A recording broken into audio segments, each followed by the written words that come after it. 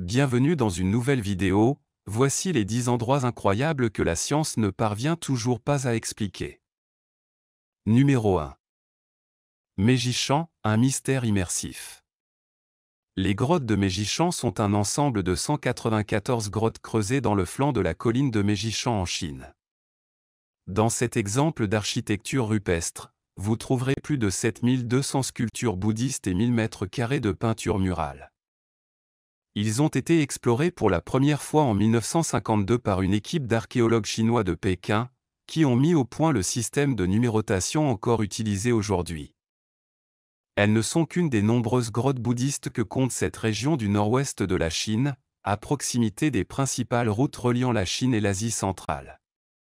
Il est probable que les sanctuaires grottes en Chine remplissaient deux fonctions avant l'arrivée du bouddhisme. Ils auraient pu être utilisés comme sanctuaires locaux pour vénérer les ancêtres aux diverses divinités de la nature. Ces sites, ainsi que d'autres le long de la route de la soie orientale, ont été inscrits sur la liste du patrimoine mondial de l'UNESCO dans le cadre des routes de la soie en 2014.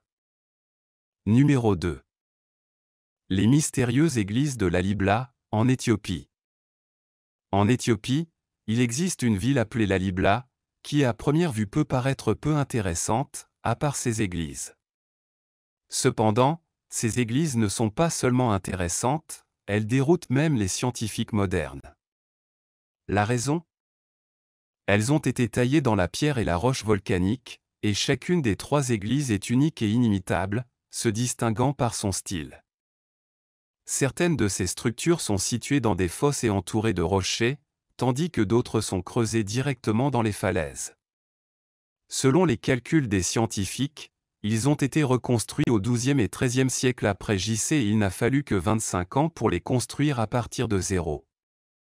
Cela soulève la question suivante, comment les anciens habitants de l'Éthiopie, qui n'étaient pas connus pour leurs connaissances et leurs compétences avancées, ont-ils pu créer des églises aussi habiles et incroyables avec des outils primitifs en si peu de temps ?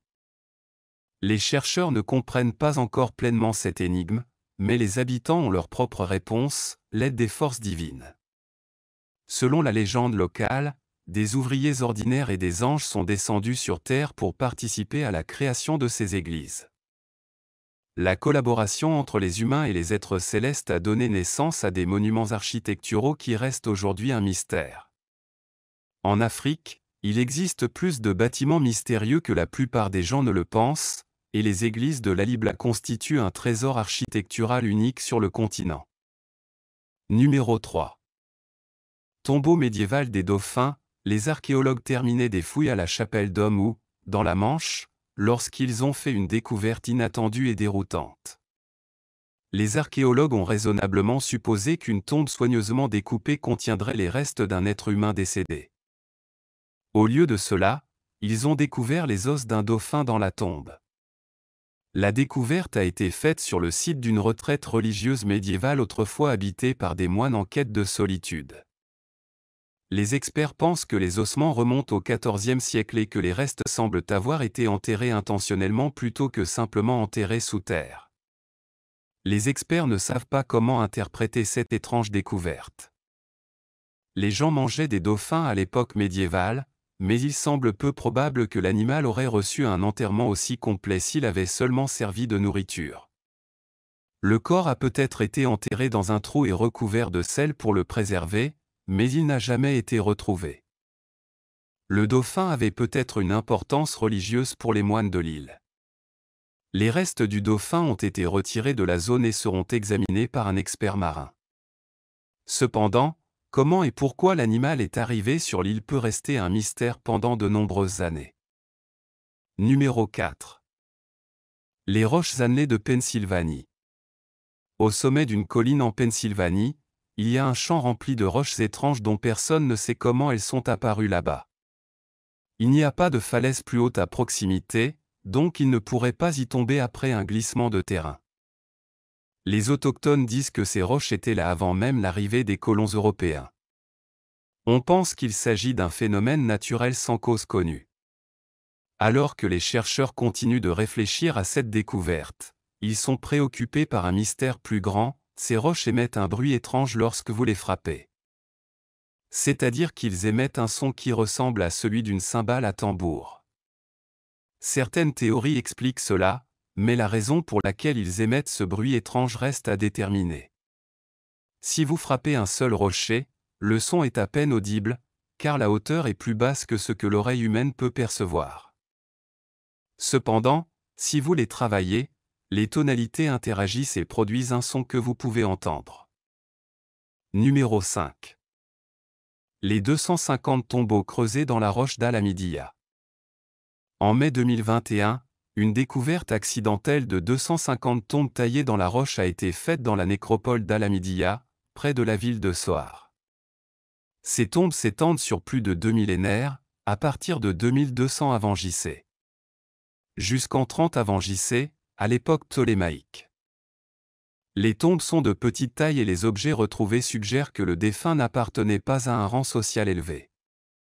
Des vases, des fragments de céramique, des ossements humains et animaux, des plaques funéraires et de petits récipients en albâtre ont été retrouvés.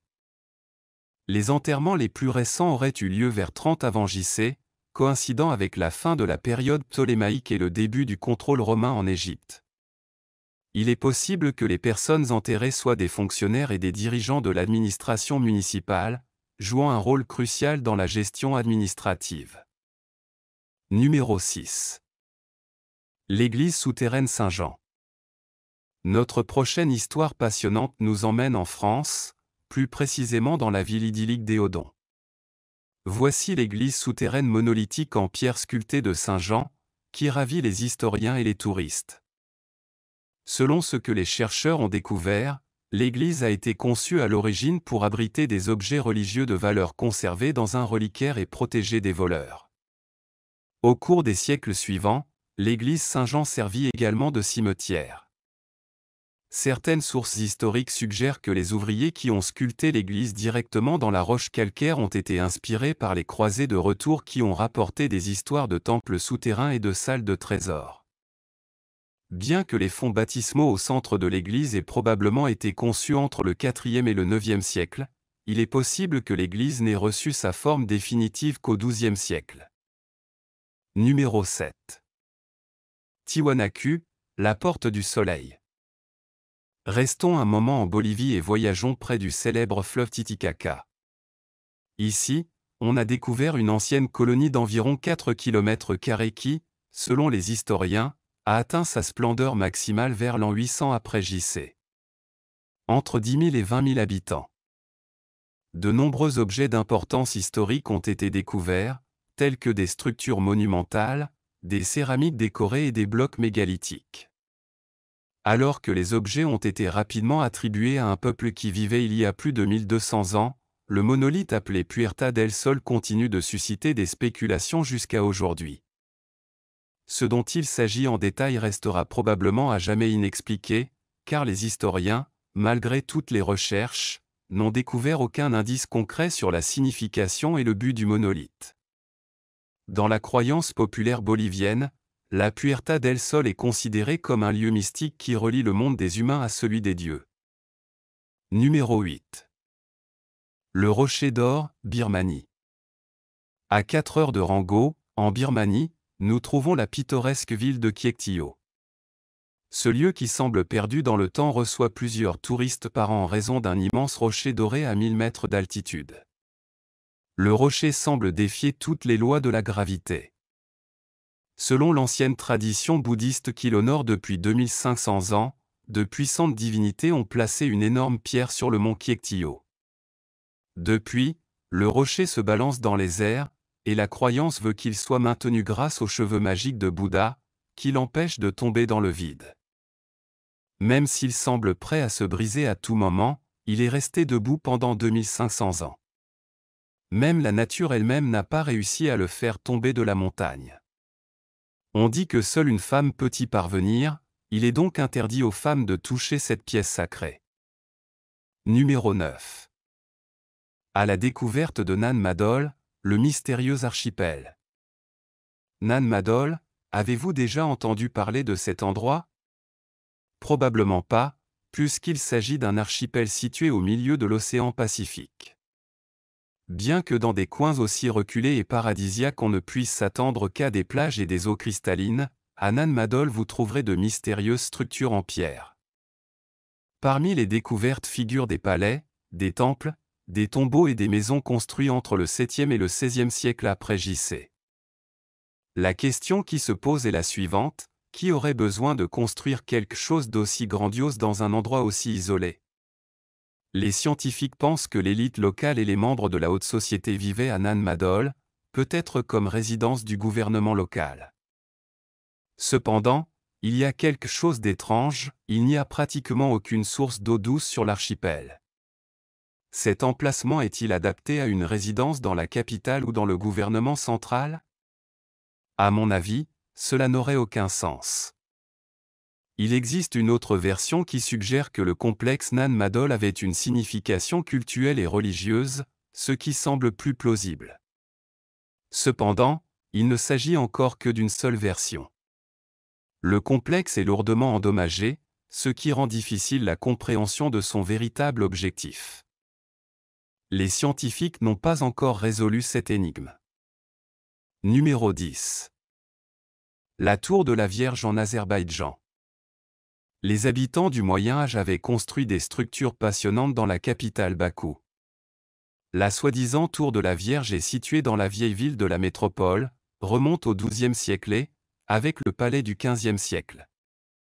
La tour de la Vierge forme un complexe de monuments historiques qui a été inscrit sur la liste des monuments historiques de patrimoine mondial de l'UNESCO en 2001. À l'intérieur de la tour, se trouve, entre autres, un musée qui raconte l'histoire passionnante de la capitale azérie, Bakou.